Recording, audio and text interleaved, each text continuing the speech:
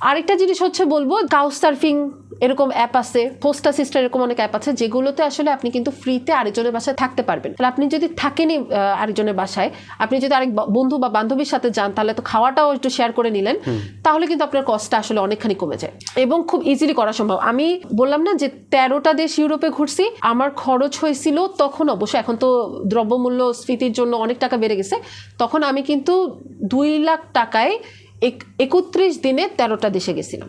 এখন আপনার বিষয়টা আলাদা, আপনাকে অনেক মানুষ ইতিমধ্যে চিনে জানে, কিন্তু যারা নতুনভাবে শুরু করতে যাচ্ছে তাদের তো কেউ বলবে না যে ভাই আমার কাছে এসে এক রাত আপনি থাকতে পারেন। না না, যখন আমি শুরু করছি তখনও তো আমাকে, এখন না হয় কিছু মানুষ হয়তো বা চিনে মুষ্টিমেয়, বাট তখন তো আর চিনতো না। তখনও কিন্তু আমরা অমুক ফ্রেন্ডের কে আছে, তমুক ফ্রেন্ডের কে আছে, এভাবে খোঁজার চেষ্টা করছি, মানে লিঙ্ক করার চেষ্টা লিঙ্ক করছেন। করতে হয়, না হলে। আর আরেকটা ব্যাপার হচ্ছে কি, বাইরে আপনি যেখানেই যান, যেই দেশে যান, বাংলাদেশি তো পাবেনই। হ্যাঁ, এবং সারা তারা পৃথিবীব্যাপী। আরেকটা বাংলাদেশি, আরেকজন বাংলাদেশিকে দেখার জন্য মুখায় থাকে, সবকিছু করে দিবে, মানে সব দরজা টরজা খুলে দিবে, খাওয়াবে আপনাকে। তো তারা একদম আসলেই মুখে থাকে এবং তারা এত হেল্পফুল। আমি এই যে এবার একাই ঘুরতে গেছিলাম পর্তুগাল আর স্পেনে, তো পর্তুগালে আমাকে এক ভাই, চিনি পর্যন্ত না, সে আমাকে ঘুরায় ঘুরায় খাওয়াইলো, বাংলাদেশি? বাংলাদেশি